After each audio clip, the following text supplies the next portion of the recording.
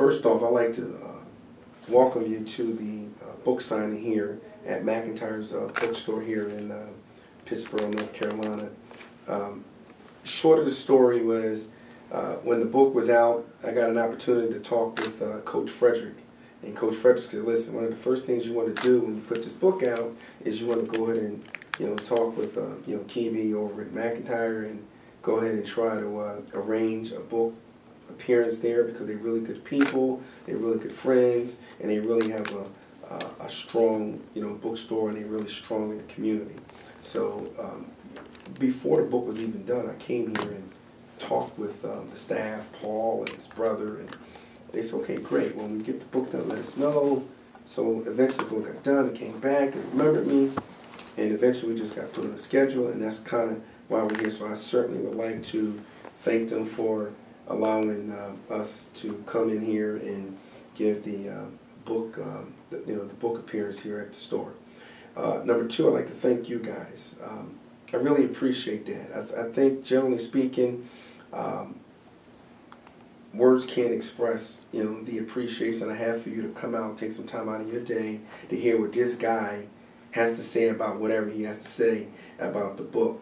But the one thing that I'm hoping is you'll get some motivation, some positive piece that you can use for yourself, or your kid can take it and they can use it as an emphasis to make them be better at whatever they decide to do, whether it's in school, whether it's at sport, right? Because at the end of the day, we just want you to go out there and try and just be the best you can be. And wherever that takes you, that takes you. Now, with regards to the book itself, the story with me is I've always had this desire to teach. At heart, I'm a teacher. And the truth of the matter is this. When I was in college, one of my desires was I wanted to be a high school principal. And by me being a high school principal, the very thing that I actually went to school for, which was computer science and computer engineering, I wouldn't be able to maybe exercise that as much as I would as if I went to like a corporate world. So what I ended up doing was I decided to go the corporate route, and I obtained a job with HP Labs back in 1992. And I did that for like 7, 8 years, but that teacher part was still in me. I also love sports. And one day, while I was living in Berkeley, California, I went up to the Y. It was back in 93, 92, 93 time frame. Went to the Y, they had these recreational teams, and they were looking for coaches. I said, wow, that's an interesting concept. And I asked, well, can I get involved? They said, sure, you can. So I came in and I started coaching, one of the recreational teams at the Y. And that's kind of how it started. And I started coaching just a little rec team, first year, second year, third year. I think I took the next year off. While all this was going on, my wife was actually a singer. And so I was really helping her out with that as well. That kind of came to a head right around 97. We decided that, let's go back and relocate to the East Coast. I'm from Philadelphia. I went to school in Philadelphia. The cost of living is a little bit better. Our kids got to start thinking about the next step in our lives. So we ended up moving back to the East Coast and get refocused on some things. So when I got back to the East Coast, true story. I get out. I'm gonna go get something to eat. So I jump in the car. I drive, and as I drove, I looked to the side and I saw it looked like this little league football team, and I was like, man, I would love to help them guys coach out, right? So I pulled the car over and I said, listen, I'm Coach Berry, or I said my name is John Berry, and I'm very interested in maybe helping you guys out, volunteer if you guys can allow me to do so. And he said, well, to be honest with you, we don't really need any coaches here because this is a high school team, but there is a youth program around the corner. They have this football team going. I'm sure they need coaches. So, saying the scene, I went around there, spoke to this guy named Jim Lopes. He started letting me help out day to day, and then that's kind of how it started. In fact, I was a hardcore football coach before I was a hardcore basketball coach. I did that from 97 to probably 2004, 2005. I was a defensive coordinator for a 9th and 10th grade team for many, many years. But while I was doing it, I was also coaching basketball, once the season was over with. So I continued to coach and coach and coach. And so my point is this, the book, if you go back to when I started up until this point now, I've gotten the opportunity to to see many, many kids, coach many, many kids, coach many, many games, and there's a certain philosophy, there's a certain culture, that we try to implement at our practices during the game that has been somewhat effective for us. So what I try to do with this book is to basically use or document some of those things that we share with the kids in practices, whether it's on the basketball court or whether it's on the football field.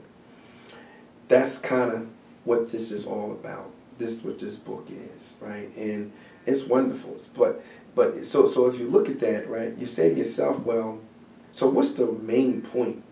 Well, the main point is this. It's wonderful to go out there and play and play sport, shoot the ball, score a touchdown, play with your friends, have all this camaraderie. That's wonderful. That's part of the growing experience. That's a wonderful experience. But because less than 1% is ever going to do anything professionally and earn a living doing it, right? What I want to do is I want to take the emphasis off of you're going to be the next great pro, the next LeBron James, the next Peyton Manning, the next best hockey player, Gretzky, right? Instead of doing that, I want to say, listen, you can go ahead and play, have fun, do all these great things, but I want you to take these life lessons, right, that you can use today, tomorrow, in school, at home, when you grow, when you have kids, right, when you have to take care of a family, when you interact with people. You can take these same life lessons, or you can learn these life lessons, right, during play, so that all the time that you spend playing, you getting something that you can truly use throughout your lifetime. And that's what the emphasis, and that's what we're trying to lay out in the book, right? It's not just about the sport. It's about life. It's about what you can do, as a person for the duration of your life, and it never goes away.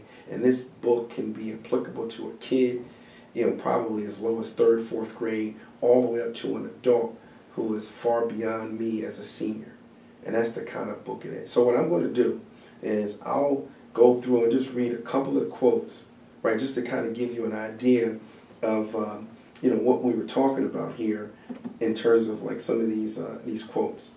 Now, the very first quote, that I actually wrote was this one, because I want people to understand where I'm coming from right from the beginning. Education is critical. It's the most important influence on your future quality of life. Don't shortchange yourself. Get your education. Again, it's basically telling the kid, regardless of how good you are, or how good you think you are, or how good other people are telling you are, the single most important thing that you have to do is get your education.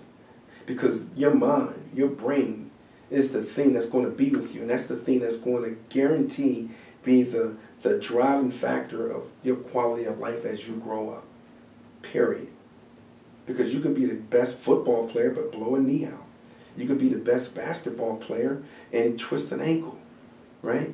We blow an Achilles heel. We see it all the time.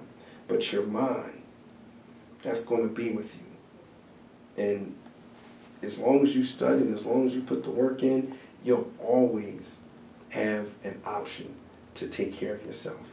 So that's kind of the very first quote that we put here. We'll give you another one. This one says, this is a basketball tip, but you can apply it to life. Glue guy, positive presence, fills multiple roles, willing to do whatever the team needs to succeed. Coaches love these players. This is the player that says, we are a team. And what I want to do is, I want to do what's best for the team. Because if I do what's best for the team, everyone benefits.